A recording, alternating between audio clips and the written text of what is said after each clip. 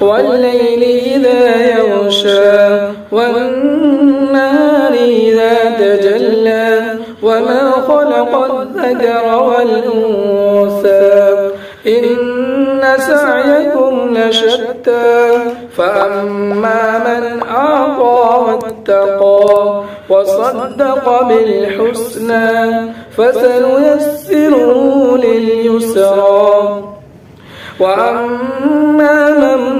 بخل واستغنى وكذب بالحسنى فسنيسره للعسرى وما يغني عنه ماله إذا تردى إن علينا للهدى